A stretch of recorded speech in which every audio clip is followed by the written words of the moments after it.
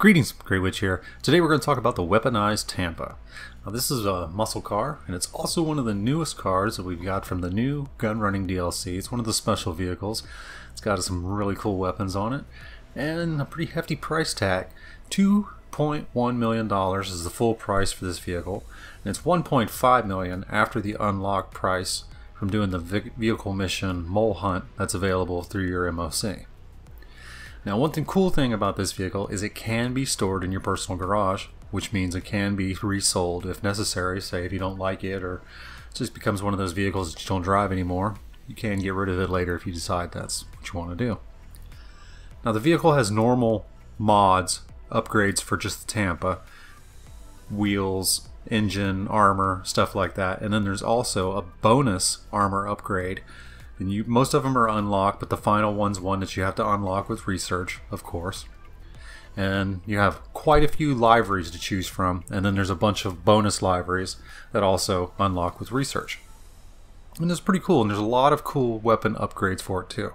It comes equipped with a static machine gun, which means, just basically wherever you point the car is where the machine gun points.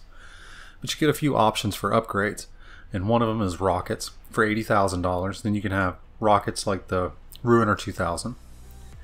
The one that I like the most right now is the dual miniguns, and that one's $95,000 because they can be aimed, but it is quite tricky to drive while trying to use the dual miniguns. It's kind of like driving with the tank. So once you get used to doing that, it's really cool. Another favorite of mine that you can do to this is the proximity mines. They're also $94,000, and they're dropped from the back of the vehicle. It's a really good way for taking out bad guys. Totally love using those. And the final one is the rear mortar, and those are $87,000 to install. And I'm not a real big fan of them. I didn't really get them to work real good, but they are pretty decent, and for the right person they can be a really effective weapon. Now, for its normal just overhaul performance, it has fairly powerful takeoff. It's decent acceleration and top speed. The handling is really good for a muscle car, but the brakes are really weak. And if you notice with the gun right here, if you're too close, then you can't shoot the car in front of you. But other than that, it's, basically what it is, and it is a pretty decent ride. It does take a lot of damage. As you can see, I just totally head-on collision that car. And it just keeps going, so the armor on is pretty good, but it's not really that bullet resistant. It never was to start with. The Tampa really just wasn't a really good bullet resistant car. So I really wasn't, I was like, why did they use it for that?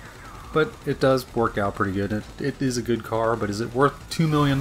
No, so you definitely want to do it for the lower price. Alright, well, this is Grey Witch. I hope this helps you out, and I will see you next time. Peace!